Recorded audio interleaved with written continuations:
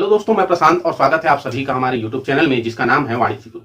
आज की इस वीडियो में शेयर करने वाला हूं सब्स डायरी बुक। कुछ ऐसे व्यापार होते हैं जहां छोटे छोटे लेन देन होते हैं, कम मात्रा में लेन देन होते हैं, वहां केवल एक जर्नल बुक से सारे लेन देन रिकॉर्ड कर लिए जाते हैं। पर बहुत से ऐसे व्यापार होते हैं, बड़े व्यापार होते हैं जहां बहुत ज्यादा संख्या में लेन देन पर डे होता है, तो वहां यह संभव नहीं हो पाता कि जर्नल से ही सारे लेन देन हम नोट कर सकें।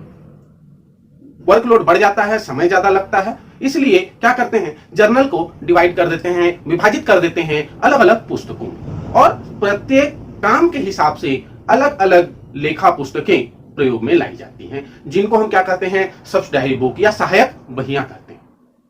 इनको किस तरह से विभाजित किया जाता है ये हम देखेंगे।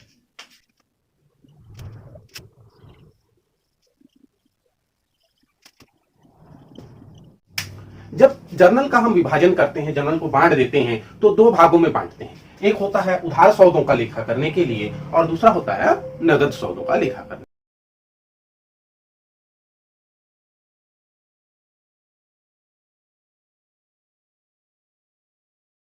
उधार सौदों का लेखा करने के लिए, उधार सौदों का लेखा करने के लिए हम अलग अलग बहियों का, अलग अलग पुस्तकों का यूज करते हैं, जिनमें पहला होता है परचेज बुक, क्रय बही, दूसरा होता है सेल्स बुक, विक्रय बही, परचेस रिटर्न, सेल्स रिटर्न, और प्राप्ति विपत्र बही, देय विपत्र बही, और लास्ट होता है मुख्य जर्नल। जब सौदे उधार होते हैं तो उधार सौदों में अगर हमने माल खरीदा है, परचेस किया है, तो उसकी एंट्री परचेस बुक में होती है। जब उधार माल बेचा है तो विक्रय बही में हम उसे लिखते हैं सेल्स बुक में।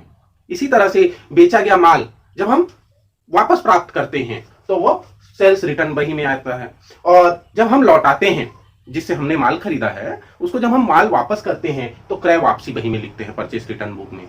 जो बिल हमें प्राप्त हुआ है, चाहे वो रिसीवेबल हो या पेएबल हो, है ना, उनकी एंट्री करने के लिए प्राप्ति विपत्र और देय विपत्र की बहियां होती है। और लास्ट एक होता है मुख्य जर्नल। ठीक है, इस मुख्य जर्नल में हम क्या लिखते हैं, तो याद रखिएगा उधार सौदों के लिए हम बात कर रहे हैं, तो ऐसे उधार सौदे जिनका लेखा इनमें से किसी में नहीं हुआ। ये जो 6 प्रकार की बहियां हमने बताई, इन 6 बहियों में अगर कोई लेखा नहीं हुआ, कोई ट्रांजैक्शन ऐसा है जो इन 6 में नहीं आया, तो उसका लेखा मुख्य जर्नल में होता है। जैसे एग्जांपल के लिए परचेस बुक में हम केवल गुड्स परचेस करेंगे, उसका एंट्री करेंगे, वो भी क्रेडिट में, उधार परचेस अगर हम करते हैं तो क्रय बही में लिखते हैं। लेकिन अगर संपत्ति उधार खरीदे तो, ठीक है, एसेट हम उधार खरीद रहे हैं तो उसकी एंट्री परचेस बुक में नहीं होती है। यहां केवल गुड्स परचेस करेंगे, है ना, गुड्स परचेस करेंगे, उसकी एंट्री इसमें करेंगे। लेकिन अगर हम संपत्ति खरीदते हैं, मशीन खरीदते हैं, उधार में हो सकता है, तो उसकी एंट्री मुख्य जर्नल में होगी। ऐसे सौदे जो इनमें नहीं आए वो मुख्य जर्नल में लिखे जाते हैं। अब सेकंड हम देखते हैं नगद सौदों का लेखा करने के लिए। नगद सौदों का लेखा करने के लिए कैश बुक का यूज हम करते हैं, रोकड़ बही, रोकड़ पुस्तक, कैश बुक। अब ये कैश बुक 4 प्रकार के होते हैं। एक होता है सिंपल, साधारण रोकड़ बही, दूसरा होता है डबल कॉलम, द्विस्तंभी रोकड़ बही, तीसरा होता है त्रिस्तंभी रोकड़ बही, ट्रिपल कॉलम, और चौथा होता है प्रीटी कैश बुक, लघु रोकड़ बही। तो ये 4 प्रकार के होते हैं। इन चारों प्रकारों में साधारण रोकड़ बही में कुछ नहीं है, अमाउंट का केवल एक कॉलम होता है, एक कॉलम रहता है, उसी में हम अमाउंट लिखते हैं। द्विस्तंभी रोकड़ बही, इसमें अमाउंट लिखने के 2 कॉलम होते हैं। ठीक है, इसमें अमाउंट लिखने के 2 कॉलम होते हैं। एक होता है डिस्काउंट का, दूसरा होता है कैश का, या एक होता है बैंक का, दूसरा होता है कैश का, या एक हो सकता है डिस्काउंट और दूसरा हो सकता है बैंक। मतलब जहां डबल कॉलम हो अमाउंट लिखने का वो डबल कॉलम। ट्रिपल कॉलम, त्रिस्तंभी, यहां डिस्काउंट भी आता है, बैंक के ट्रांजैक्शन भी लिखे जाते हैं और कैश के ट्रांजैक्शन भी लिखे जाते हैं, तो वो ट्रिपल कॉलम, त्रिस्तंभी। और लघु रोकड़ बही, छोटे छोटे जो खर्चे होते हैं, चाय नाश्ता पानी के, है ना, कार्बन आदि के, तो उसका लेखा करने के लिए लघु रोकड़ बही का यूज करते हैं।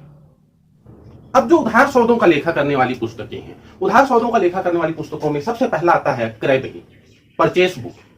जैसा अभी बताया मैं, परचेस बुक में हम उधार जो माल खरीदेंगे, ठीक है, उसी का लेखा हमें इसमें करना है। नगद माल खरीदेंगे इसमें नहीं लिखेंगे, नगद संपत्ति खरीदेंगे नहीं लिखेंगे, उधार संपत्ति खरीदेंगे तो भी नहीं लिखेंगे। इसमें क्या लिखेंगे, केवल और केवल उस वस्तु का उधार क्रय जिसको हम व्यापार करते हैं, जिसको हम खरीदते बेचते हैं, जिसको बेचने के लिए खरीदा है, उसी वस्तु के लेखे को यहां हमको करना है। और जो माल हम खरीदे हैं उस माल की कीमत के साथ साथ, उसकी कीमत तो हम लिखेंगे ही, उसके साथ साथ पैकिंग के रूप में अगर कोई चार्ज लगा है, पैकिंग चार्ज, ठीक है, तो उसका भी एंट्री हम करेंगे।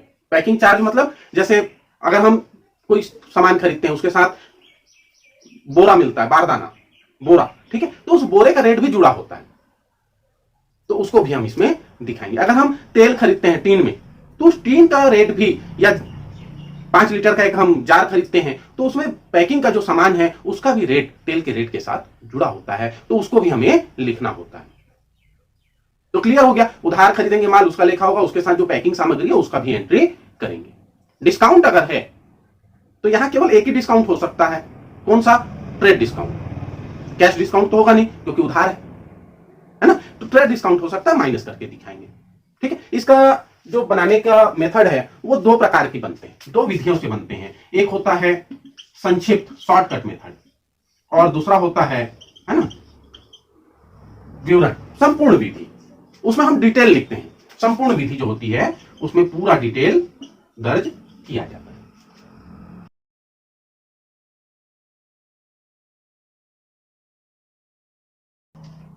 तो देखिए, ये क्रय बही का प्रोफार्मा होता है। सबसे किनारे हम स्टार्टिंग में लिखते हैं डेट, फिर पर्टिकुलर विवरण, फिर इसके बाद बीजक क्रमांक, मतलब हम जब माल खरीदते हैं तो कोई ना कोई बिल हमको मिलता है, रसीद मिलता है, उसका जो नंबर रहता है ये यहाँ लिखना है, हमको नहीं लिखना है, व्यापारी इस काम को करते हैं। फिर खाता पृष्ठ संख्या, मतलब इसकी जो खतौनी हम खाता बही में, ठीक है, लेजर में जिस पेज नंबर पे करेंगे उस नंबर को यहाँ लिखते हैं। फिर राशि, अमाउंट लिखने के 2 कॉलम होते हैं, एक राशि और दूसरा शुद्ध राशि।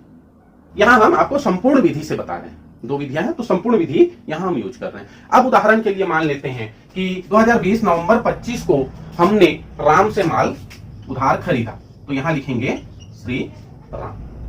अब 500 रुपए का माल खरीदे हैं तो 500 रुपए हम यहां लिख देंगे। ठीक है, यहां क्योंकि कोई डिटेल होना नहीं है इसका, इसलिए डायरेक्ट अमाउंट हम लिख सकते हैं। अब आगे देखते हैं, मान लेते हैं नवंबर 28 को राजेश से 1000 रुपए का माल खरीदे 10% ट्रेड डिस्काउंट पर, व्यापारिक छूट पर 10%, तो वो क्या होगा? माइनस होगा। तो 1000 रुपए हम यहां लिखेंगे और 10% ट्रेड डिस्काउंट है तो माइनस कर देंगे 100 रुपए। 100 रुपए माइनस करने के बाद जो आएगा अमाउंट वो 900 रुपए हम इस नेट अमाउंट वाले कॉलम में लिखेंगे। तो इस तरह से परचेस बुक बनाते हैं। और अगर हमको और आगे चलना है, एक और उदाहरण हम देख सकते हैं। 30 तारीख को श्री सोहन से खरीदे, मान लो 10 बोरा गेहूं खरीदे, दर है 200 रुपए प्रति बोरा, और 10 बोरा चावल खरीदे। ठीक है,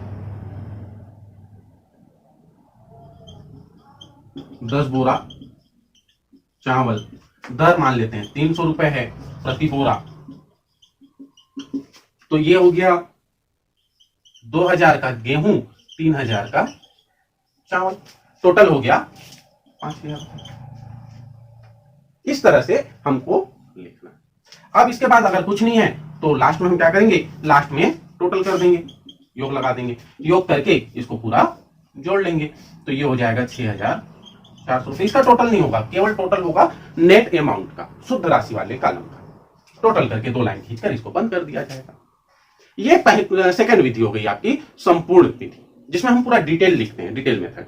अगर इसी को हमको शॉर्टकट मेथड से बनाना हो तो शॉर्टकट मेथड से बनाने के लिए हम क्या करेंगे? ये वाला जो कॉलम है, ये वाला जो काम है, ये काम हम नहीं करेंगे, ये पूरा कॉलम हटा दिया जाएगा और इसकी जगह, ठीक है, ये डायरेक्ट एक कॉलम रहेगा अमाउंट लिखने का, और उसी में सबको लिखेंगे। बाकी जो भी कैलकुलेशन है वो अलग से हम रफ में करेंगे।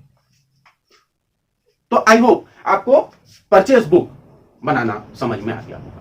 अगर आप चाहें तो हम अपने नेक्स्ट वीडियो में एक पर्टिकुलर क्वेश्चन लेकर आपको परचेस बुक बनाना और अच्छे से बता सकते हैं। अगर आप चाहते हैं कि परचेस बुक या सेल्स बुक दोनों एक ही टाइप से बनता है, केवल नाम बदल जाता है।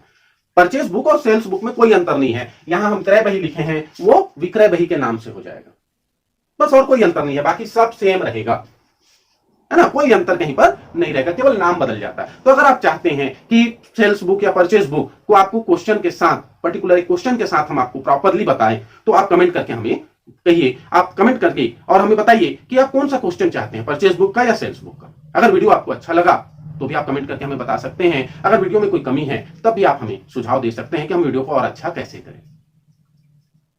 अगर अभी तक आपने हमारे चैनल को सब्सक्राइब नहीं किया है तो ऐसे और वीडियो के लिए आप चैनल को सब्सक्राइब कर लीजिए, बेल आइकन को प्रेस कर लीजिए और अपने दोस्तों तक वीडियो को शेयर कर दीजिए। वीडियो में अंत तक बने रहने के लिए आपका धन्यवाद। जय हिंद, जय भारत।